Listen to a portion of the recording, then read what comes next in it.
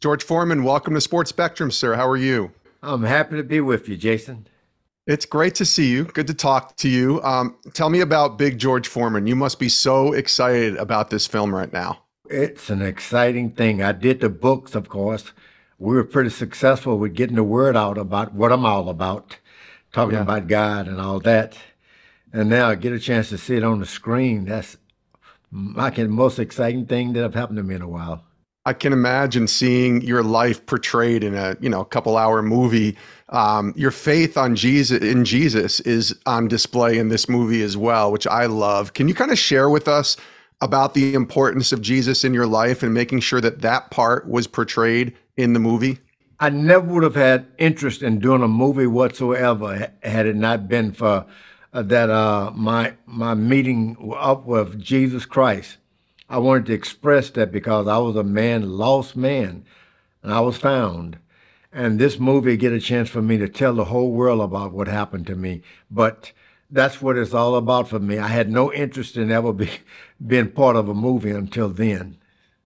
Tell me about your faith, just how that roots you, how that keeps you grounded. And I know it changed you a lot. We certainly don't want to give away anything in the movie. We want people to go see the movie, but just the importance of your faith and kind of how that keeps you grounded and rooted every day. That's true. I used to believe in my big fist. I'd get these knockouts. I thought I could beat the whole world. Come to find out there was something that could beat me, and I was death itself. And God saved me and gave me another chance to live. And that faith in God has kept me all those years, keeping me on the right road. I couldn't do anything without God. I know that now. Beforehand, I wasn't aware of that, but now, and not only just in boxing and selling of grills, but my whole life is built around my faith in God. You were raised to kind of know about God, right? But that was something that you sort of abandoned or really didn't pay attention to as you started to have success. Is that correct?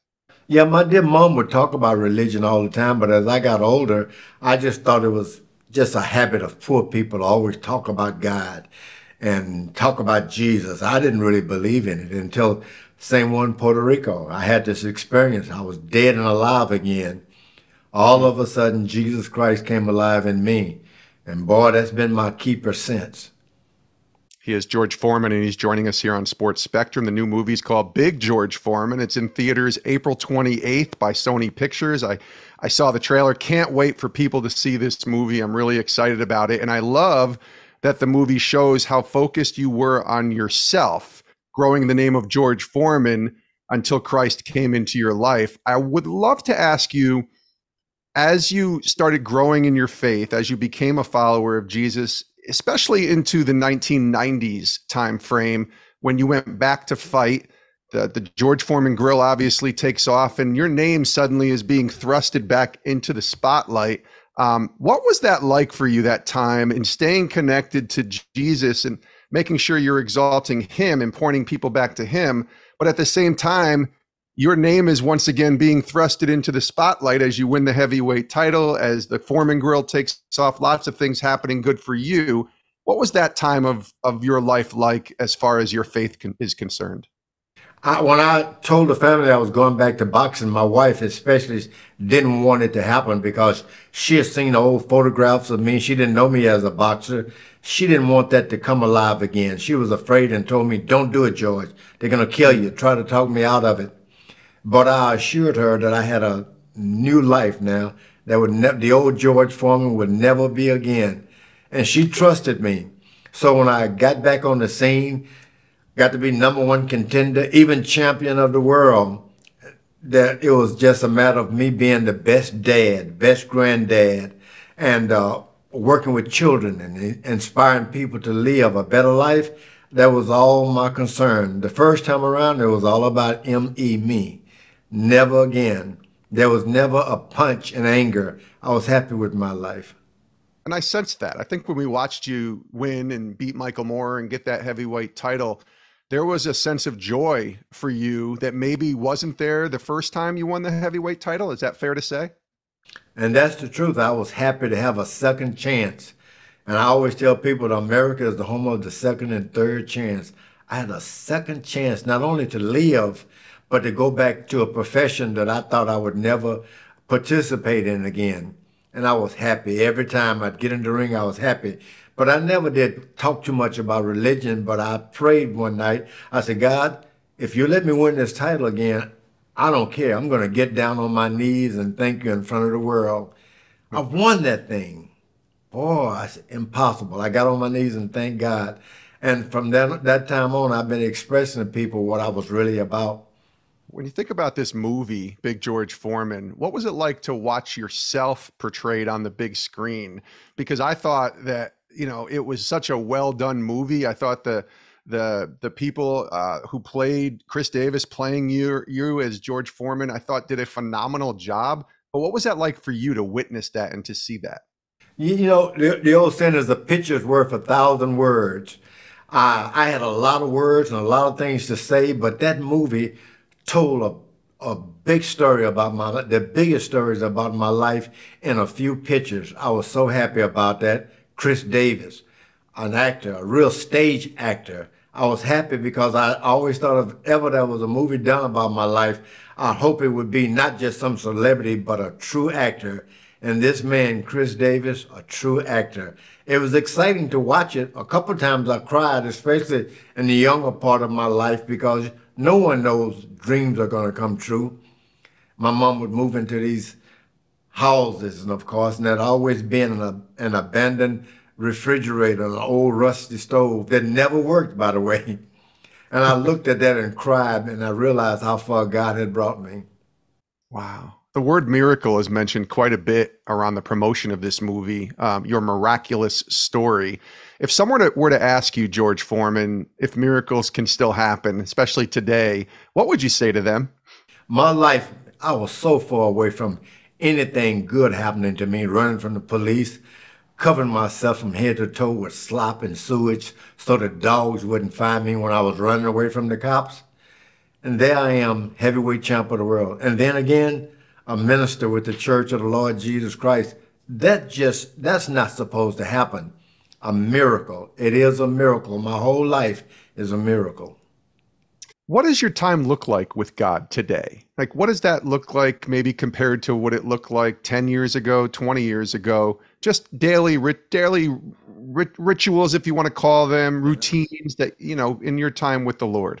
Well, you get to be a preacher, your whole life is built around trying to find the next sermon.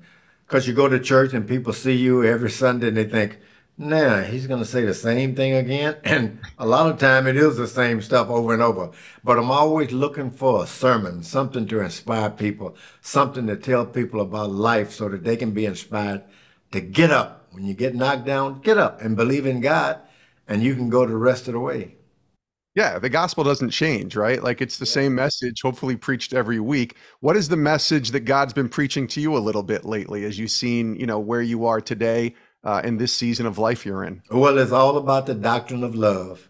And I've been in a position where I've had to love and forgive and a lot of times forget all of the bad things that happened to me, even things that people have done to me. Forget about it and forgive so I can move on with my life and they can move on with their life. Yeah, that's so good. When you think about this movie, what is your hope when people watch Big George Foreman on the big screen? What do you want them to take away, to walk away with after seeing this movie? I wrote the books, a couple of books, as a matter of fact, God in My Corner, so that I could leave. You never know when you're going to go. After that experience in Puerto Rico, I had no idea that my life would end so quick back in 77. I had a second chance. So then you want to leave as much material as you can around to tell the story of faith, how God brought a boy, a boxer. He didn't care anything about all of that, but cared about me and gave me a sense of knowledge about the gospel. And that's truly what saved my life. And when someone go to the movie, I hope they leave out thinking, oh, I can do that. I can even do it better. That's beautifully said. Real quick here as we wind down, what's tougher for you, you think, as far as preparation goes? Preparing for a message to give on a Sunday for a sermon, or preparing for a big heavyweight title fight against Joe Frazier or Muhammad Ali? Boy, this has been a feast of joy going into church, coming up with sermons. That's tough, but not like facing Joe Frazier and Muhammad Ali. I'm whipping him up pretty good in one round of the boxing match. About the sixth round, after I'd given everything had, he asked me, "Is that all you got, George?" That was frightening because that was all I had. I love that. All right, my last question for you. If you were to pick one moment from your life, if somebody said, okay, George, you've lived a pretty great life, take me to one moment, what moment would you go to? Oh boy, big moment. There's been so many moments, but I got down on my knees in the shopping center and I bought a ring. It didn't even cost $100, and put it on the finger of my wife and asked her to marry me. And she looked at the ring, and I haven't seen the diamond yet. I know it was there because the jeweler said it was there. It was so small, and she was like, "For me, for me," and she said yes. Big moment in my life. I'd say that's an important moment, George Foreman. Listen, this was such an honor to talk to you. Big George Foreman is coming to theaters. It's out April 28th by Sony Pictures. Chris Davis plays the legendary George Foreman, who's been our guest here today on Sports Spectrum, two-time heavyweight champ. George, thank you so much for joining us, and all the best to you. Thank you so much. Thanks so much for watching today on Sports Spectrum. Make sure you click that subscribe button so you don't miss any other videos. And if you want more stories on sports and faith, check out our website, sportsspectrum.com.